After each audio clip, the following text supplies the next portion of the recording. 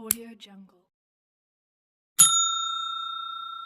Hello दोस्तों, नमस्कार। ये है राजस्थान का भूगोल, Rajasthan geography, one topic with 5 question. ये टॉपिक यूनिट चल रहा है हमारा राजस्थान का अपवाह तंत्र। टेस्ट सीरीज चल रही है दोस्तों 6 नंबर वाली, और इसमें हम 5 क्वेश्चन के माध्यम से राजस्थान के अपवाह तंत्र का सूपड़ा साफ करने वाले हैं। तो दोस्तों, ये क्लास आप सबके लिए महत्वपूर्ण होने वाली है। राजस्थान जीके की ये क्लास है। राजस्थान का भूगोल हम यहाँ पर पढ़ रहे हैं। 5 क्वेश्चन के माध्यम से हम यहाँ पर ये टॉपिक कवर करेंगे दोस्तों।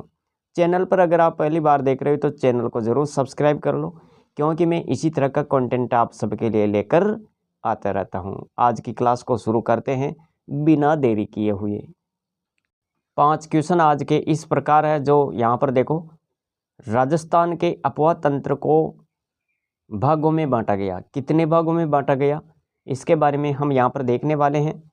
और दूसरा क्वेश्चन है, आंतरिक प्रवाह की नदियाँ कौन कौन सी है। आंतरिक प्रवाह की नदियाँ कौन कौन सी है, आंतरिक प्रवाह की नदियाँ, इनके बारे में भी हम यहाँ पर विस्तार से पढ़ने वाले हैं।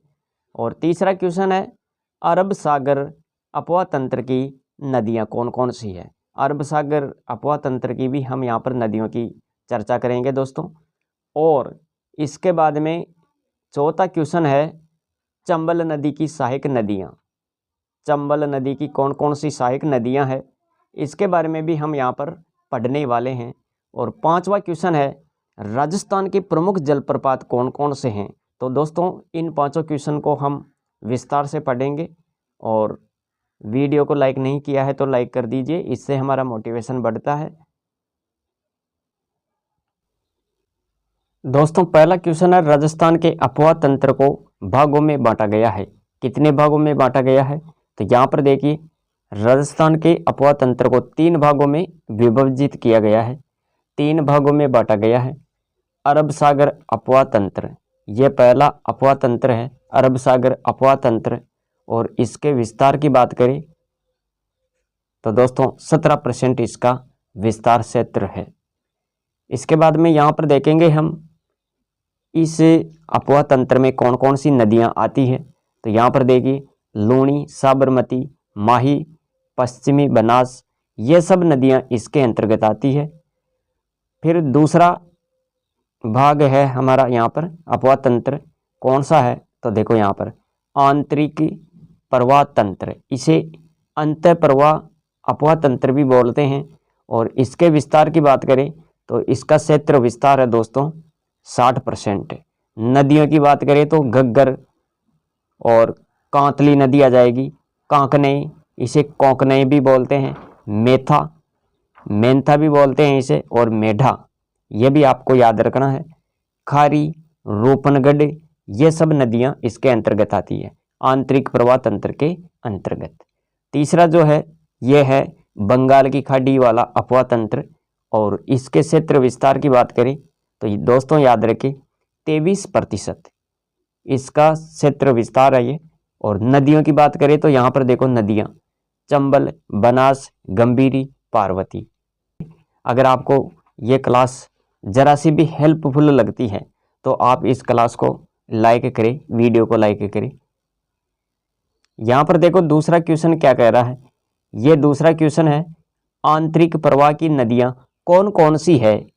आंतरिक प्रवाह की नदियाँ कौन कौन सी है, तो देखो यहाँ पर आंतरिक प्रवाह तंत्र की जो नदियाँ हैं उनमें आपको याद रखना है, एक तो घग्गर, कांतली, कांकनई, कोंकनई भी बोलते हैं इसे, रूपनगढ़, मेंता, साबी, रूपारेल, बाणगंगा, काकुंड, ये प्रमुख नदियां हैं दोस्तों आंतरिक प्रवाह की।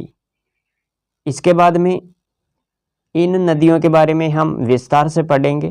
तो यहाँ पर देखो, सबसे पहले बात करते हैं दोस्तों घग्गर नदी की। ये जो घग्गर नदी है इसका उद्गम कहाँ से होता है, तो याद रखें कालका या शिवालिक पहाड़ियों से इसका उद्गम होता है। और ये पहाड़ियाँ कहाँ पर है, हिमालय प्रदेश में। इस नदी के किनारे बनवाली सभ्यता है, बनवाली सभ्यता हरियाणा, इसका विकास हुआ। और कांतली नदी, कांतली नदी के उद्गम की बात करें तो दोस्तों खंडेला याद रखना आपको, खंडेला याद रखेंगे, खंडेला सीकर। और इस नदी किनारे नीम का थाना, नीम का थाना में गणेश्वर सभ्यता, खेतड़ी नीम का थाना में सुनारी की सभ्यता विकसित हुई।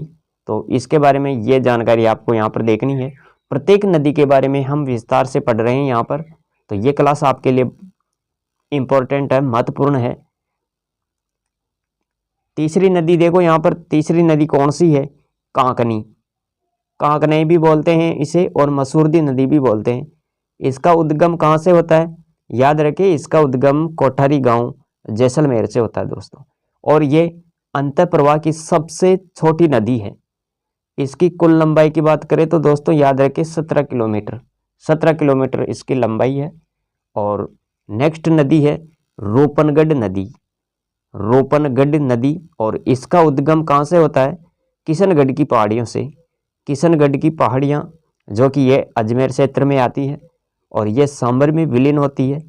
इस नदी किनारे निम्बार्क संप्रदाय सलेमाबाद किशनगढ़ अजमेर की प्रधान पीठ स्थित है। प्रवाह क्षेत्र की बात करें तो दोस्तों आपको याद रखना है अजमेर, जयपुर ग्रामीण। तो ये तो हो गई रूपनगढ़ नदी की बात।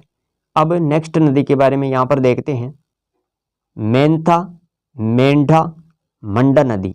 ये तीनों ही इसके नाम है। इस नदी का उद्गम स्थल मनोर थाना पहाड़ी, जयपुर ग्रामीण। और विलीन की बात करें, इसका विलीन कहाँ होता है? सांबर झील में। प्रवाह क्षेत्र ग्रामीण जयपुर, ये आपको याद रखना है, जयपुर ग्रामीण, डीडवाना कुचामन। और नदी किनारे लूणवा नामक स्थान यानी डीडवाना कुचामन पर लूणवा के जैन मंदिर स्थित है। ये आपको यहाँ पर देखना है। इस नदी किनारे लूणवा नामक स्थान पर, ये लूणवा नामक स्थान कहाँ पर है? डीडवाना कुचामन का क्षेत्र याद रखें। यहाँ पर जैन मंदिर है दोस्तों। साबी नदी की बात करें तो दोस्तों यहाँ पर देखो, साबी नदी के बारे में आपको ये देखना है। सेवर की पहाड़ियों से इसका उद्गम होता है, सेवर की पहाड़ियाँ, कोटपुतली। और इस नदी किनारे जोधपुरा सभ्यता, ये कहाँ पर है? कोटपुतली। जोधपुरा सभ्यता विकसित हुई, जहाँ से क्या मिले? हाथी दांत, हाथी दांत के अवशेष मिले यहाँ से। और प्रवाह क्षेत्र की बात करें, ये साबी नदी जो है ये कोटपुतली, बहरोड, खेरतल, तिजारा, यहाँ पर इनका प्रवाह क्षेत्र है। और विलुप्त कहाँ हो जाती है? अरे गुरुग्राम हरियाणा, नफजगढ़ झील, पटौदी गांव, यहाँ पर विलुप्त हो जाती है। ये साबी नदी है दोस्तों। इसके बाद में रूपारेल, जिसे लसावरी, वरा, लसवारी नदी के नाम से भी जाना जाता है। इसके बारे में भी देखो, यहाँ पर इसके उद्गम की बात करें तो उदयनाथ की पहाड़ियाँ याद रखें, थाना गाजी, तहसील अलवर। इसके किनारे नौहो सभ्यता है, भरतपुर। और विलुप्त कहाँ होती है ये नदी? तो याद रखें कुशलपुर, भरतपुर।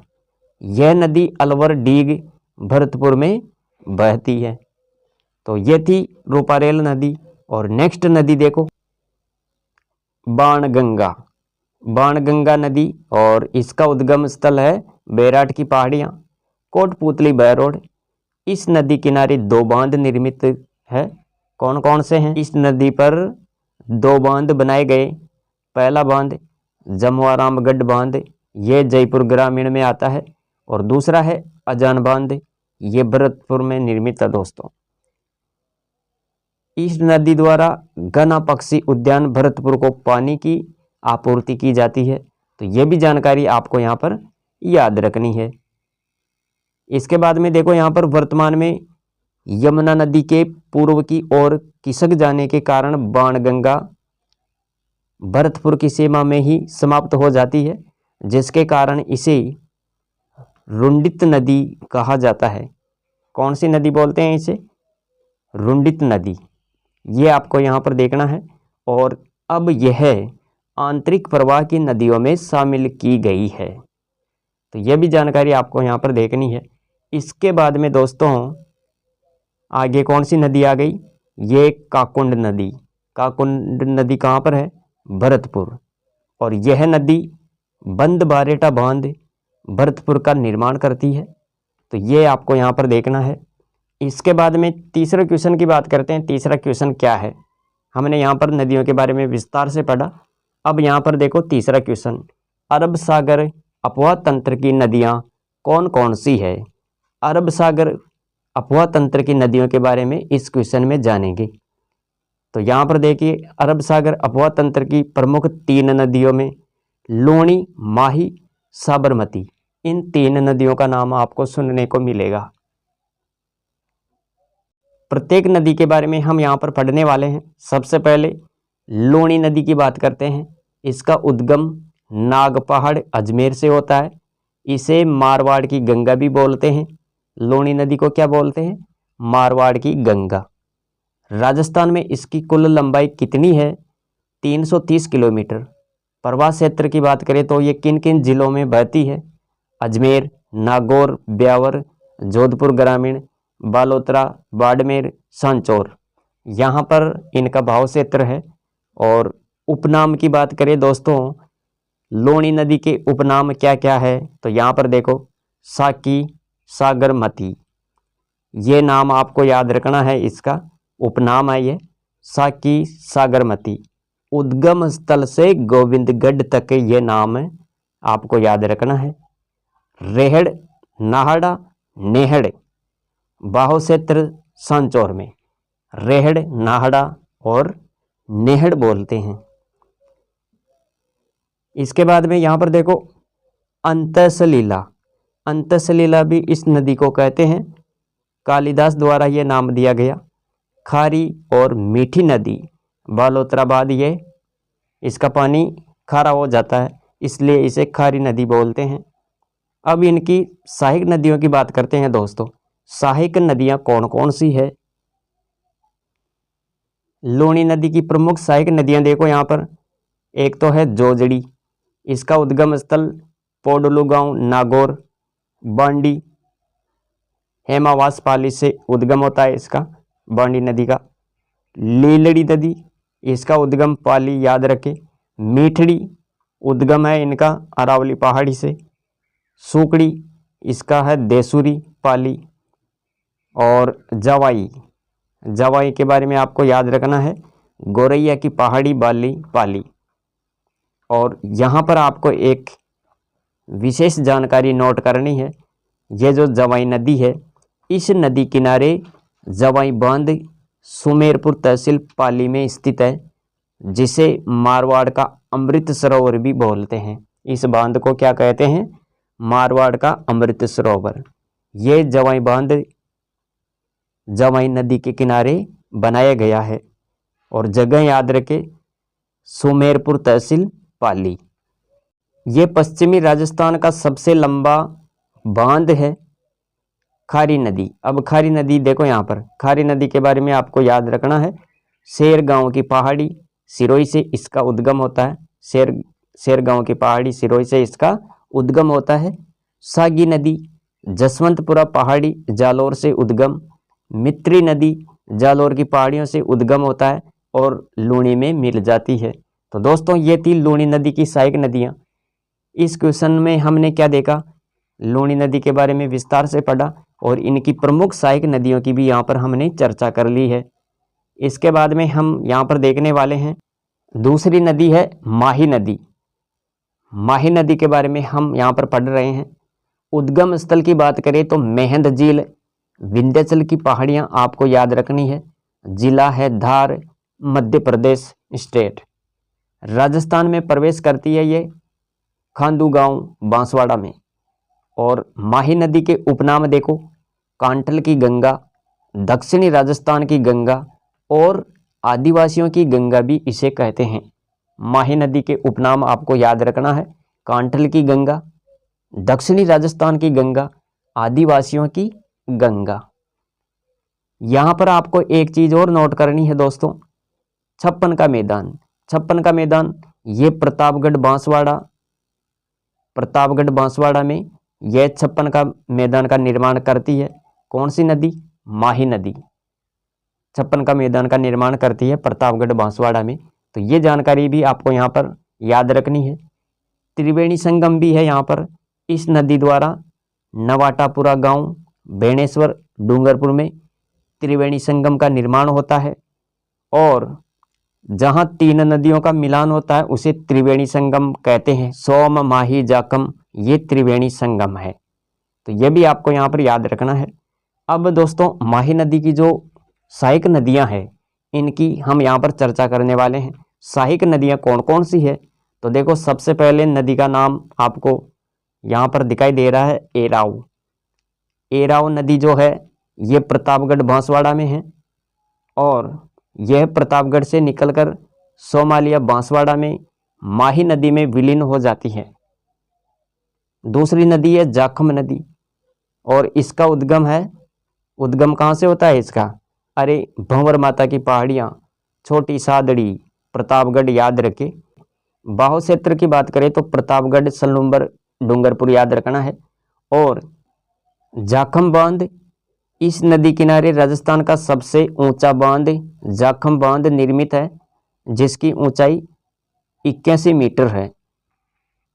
सोम नदी के बारे में देखो, इसका उद्गम स्थल ऋषभदेव, बिछामेड़ा की पहाड़ियाँ, उदयपुर। प्रवाह क्षेत्र की बात करें तो दोस्तों याद रखें उदयपुर, सलूम्बर, डूंगरपुर। यह नदी माही में मिल जाती है और यह जगह है नवाटापुरा गांव, डूंगरपुर। जहां पर यह मिलती है माही नदी में उस जगह का नाम याद रखें नवाटापुरा गांव, डूंगरपुर। और इस नदी किनारे दो परियोजनाएं निर्मित है। कौन कौन सी है दो परियोजनाएं? तो देखो यहाँ पर दो परियोजना का नाम आपको याद रखना है। सोम कागदी पिकअप बांध परियोजना, सोम कमला अंबा परियोजना, डूंगरपुर। ये आपको यहाँ पर याद रखना है। मोरेन नदी, अब इसके बारे में भी देखो यहाँ पर, इसका उद्गम है डूंगरपुर की पहाड़ियाँ, विलय होता है गलियाकोट निकट माही नदी में। और चाप बांसवाड़ा ये भी नदी है दोस्तों और इसका उद्गम आपको याद रखना है कालिंजरा बांसवाड़ा से निकलकर माही नदी में मिल जाती है। तो ये फैक्ट भी आपको यहाँ पर देखना है। अनास नदी के बारे में देखो, अनास नदी मध्य प्रदेश बांसवाड़ा, डूंगरपुर। और उद्गम स्थल की बात करें तो दोस्तों यहाँ पर देखो उद्गम स्थल, अरे विंध्याचल पर्वतमाला ये कहाँ पर है? मध्य प्रदेश में। राजस्थान में इसका कहाँ से प्रवेश होता है? मेलेडीखेड़ा, बांसवाड़ा याद रखे। और विलय कहाँ होता है अनास नदी का? तो याद रखे गलियाकोट निकट माही नदी में। परियोजना की बात करें तो दोस्तों याद रखे अनास परियोजना है, ये बांसवाड़ा में स्थित है। तो ये भी जानकारी आपको यहाँ पर नोट करनी है। अब नेक्स्ट बात करते हैं साबरमती नदी की। साबरमती नदी है ये तीसरी नदी है दोस्तों। तो यहाँ पर देखो गोगुंदा की पहाड़ियों से इसका उद्गम होता है। गोगुंदा की पहाड़ियाँ ये हैं पादरला गांव, जाडोर तहसील, उदयपुर। कुल लंबाई की बात करें तो यहाँ पर 416 किलोमीटर याद रखना है। और राजस्थान में साबरमती नदी की कुल लंबाई कितनी है? 45 किलोमीटर। इस नदी किनारे एक तो गांधीनगर, एक अहमदाबाद और साबरमती आश्रम स्थित है। और साबरमती नदी की सहायक नदियों की बात करें तो वो याद रखना है कौन कौन सी इसकी सहायक नदियां हैं? वेतरक, सेई, हतमती, मेस्वा, माजम, वाकल। पश्चिमी बनास की बात करते हैं। यहाँ पर पश्चिमी बनास नदी का उद्गम स्थल क्या है? नया सनवाड़ा, सिरोही। गुजरात में प्रवेश साबरकांठा से होता है और विलुप्त कहाँ हो जाती है ये? कच्छ की खाड़ी, लिटिल कच्छ रन, ये आपको यहाँ पर देखना है। और सहायक नदियाँ, ये जो पश्चिमी बनास नदी है इसकी सहायक नदियाँ हैं एक तो सूकड़ी, एक गोहलन, एक कुकड़ी।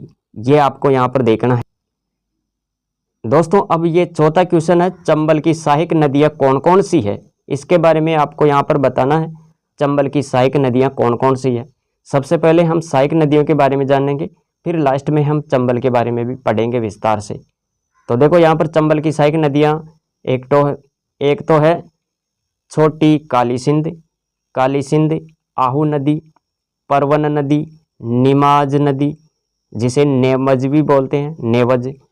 और पार्वती, अंधेरी नदी, कुन्नू नदी, सीप, गुजाली, बामणी नदी, ईज, कुराल, मेज नदी, मांगली नदी, घोड़ा पछाड़ नदी और पीपलाज आदि, ये सब चंबल की सहायक नदियां हैं।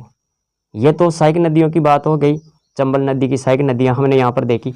अब हम चंबल नदी के बारे में देखते हैं। चंबल नदी के उद्गम स्थल की बात करें तो दोस्तों महू के निकट जनापाव की पहाड़ियाँ याद रखें, और ये जनापाव की पहाड़ियाँ विंध्याचल पर्वत श्रेणी में आती है, मध्य प्रदेश, यहाँ से इनका उद्गम होता है। और चंबल नदी के उपनाम देखो यहाँ पर, इसे बोलते हैं चर्मणवती, राजस्थान की कामधेनु। यह राजस्थान की 12मासी नदी है। यह राजस्थान की सबसे लंबी नदी है। इसकी कुल लंबाई है 965 किलोमीटर। राजस्थान में इसकी लंबाई है 135 किलोमीटर। 135 किलोमीटर लंबी है यह राजस्थान में। कुल लंबाई कितनी है? 965 किलोमीटर। यह राजस्थान मध्य प्रदेश में 252 किलोमीटर लंबी सीमा बनाती है। यह राजस्थान में सर्वाधिक सतही जल उपलब्ध कराने वाली नदी है। चंबल नदी मध्य प्रदेश, राजस्थान, उत्तर प्रदेश में बहकर उत्तर प्रदेश में मुरादगंज, इटावा के समीप यमुना नदी में मिल जाती है। राजस्थान में ये प्रवेश कहाँ से करती है? तो याद रखें चित्तौड़गढ़। चित्तौड़गढ़, अरे 84गढ़ चित्तौड़गढ़ नामक स्थान पर इनका प्रवेश होता है राजस्थान में। राजस्थान में इसका भाव क्षेत्र 6 जिलों में है, चित्तौड़गढ़, कोटा, बूंदी, सवाई माधोपुर, करौली, धौलपुर। चंबल नदी पर 4 बांध बनाए गए हैं। कौन कौन से हैं 4 बांध? तो देखो यहाँ पर, अरे कोटा बैराज ये कोटा में है, जवाहर सागर ये कोटा में है, राणा प्रताप सागर बांध ये रावत भाटा चित्तौड़गढ़ में है। अब यहाँ पर हम बात करते हैं गांधी सागर जो बांध है ये कहाँ पर है? अरे ये गांधी सागर बांध मध्य प्रदेश में है। गांधी सागर बांध है मध्य प्रदेश में। जल भराव क्षमता की दृष्टि से राजस्थान का ये सबसे बड़ा बांध राणा प्रताप सागर बांध है, और ये कहाँ पर है? रावत भाटा चित्तौड़गढ़। तो दोस्तों ये तो थे 4 बांध हमने यहाँ पर देखे। और 5वां क्वेश्चन देखो यहाँ पर, राजस्थान के प्रमुख जलप्रपात कौन कौन से हैं? अब यहाँ पर हम, ये लास्ट क्वेश्चन है हमारा, राजस्थान के प्रमुख जलप्रपात। राजस्थान के प्रमुख जलप्रपात देखो, एक तो है चूलिया जलप्रपात, ये भैंसरोडगढ़ में है। नदी कौन सी है? चंबल, अरे चंबल नदी है। इसके बाद में देखो यहाँ पर मेनाल जलप्रपात, ये मेनाल भीलवाड़ा में है, नदी मेनाल नदी है। भीमलत जलप्रपात, ये भीमलत बूंदी, नदी मांगली है। और इसके बाद में अरना झरना, ये जोधपुर। इसके बाद में आपको याद रखना है दीर जलप्रपात, ये भरतपुर में है। नदी कौन सी है? काकुंड नदी है। दमोह जलप्रपात, ये धौलपुर में है दोस्तों। और नदी बांडी नदी याद रखें दमोह जलप्रपात के लिए। और भीलबेरी ये पाली में है। तो दोस्तों ये थी राजस्थान की भूगोल, और टॉपिक था हमारा राजस्थान का अपवा तंत्र, जिसके बारे में हमने विस्तार से पढ़ा। प्रमुख नदियों के बारे में हमने यहाँ पर चर्चा की। राजस्थान का अपवा तंत्र हमने यहाँ पर देखा। टेस्ट सीरीज थी ये 6 नंबर वाली, राजस्थान का भूगोल। 5 क्वेश्चन के माध्यम से हमने इस टॉपिक को कवर किया है। आशा करता हूँ ये क्लास आपको पसंद आई होगी, और अपने दोस्तों के साथ भी इस क्लास को शेयर कर दीजिए। मिलेंगे अगली वीडियो में। आज के लिए इतना ही। Thanks for watching.